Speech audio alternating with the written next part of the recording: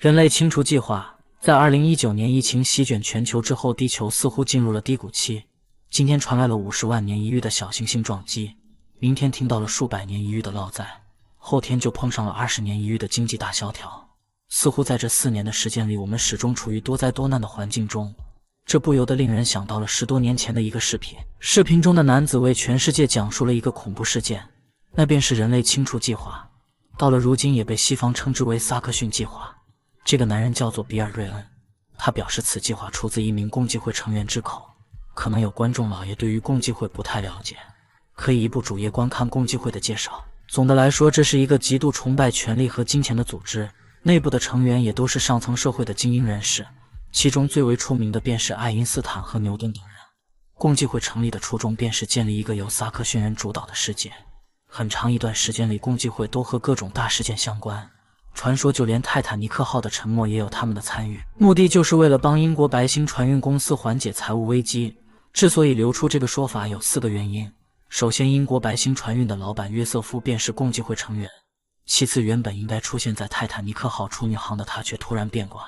接着便是泰坦尼克號的沉没確實拯救了瀕臨破產的白星船運。最後則是白星公司其實建造了3艘大型郵輪，其外貌和性能以及船內設計幾乎一模一樣。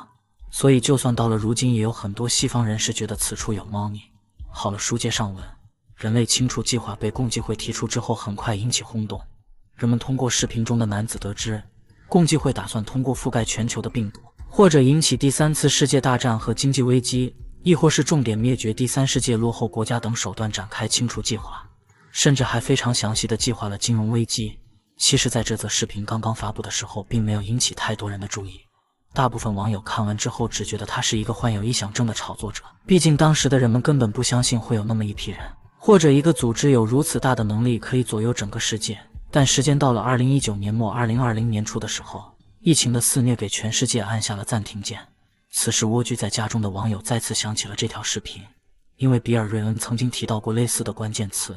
說到共濟會的成員曾商議過要釋放某種病毒，這種病毒針對的便是以黃種人為目標。這些話在他的視頻中被重複闡述了2次，這一切都很難不讓人懷疑，也很難不讓人將兩者緊密聯繫在一起。而就當人們震驚的時候，比爾·瑞恩繼續說道，當病毒大面積擴散的時候，就連西方也無法逃脫，因為它會蔓延到全世界。這個時候視頻裡的聲音還在繼續，他說到第3次世界大戰並不一定動刀動槍，只要能将人口縮減至如今的50%才是真正的目的。如果一切順利的話，地球上只剩下5億的人口才是真正理想的世界，到那個時候人類才会真正的進入無憂無慮的烏托邦世界。那麼問題就來了，如果此條視頻中的內容為真，那麼他們制定人類清除計劃的目的又是什麼呢？思考這個問題之前，我們先把視線放到美國的佐治亞州，這裡有着美國版的巨石陣，8個國家的語言雕刻成了10條警示橫紋，當然我們的中文也在其中。它的建造時間和建造人直到現在也是一個謎，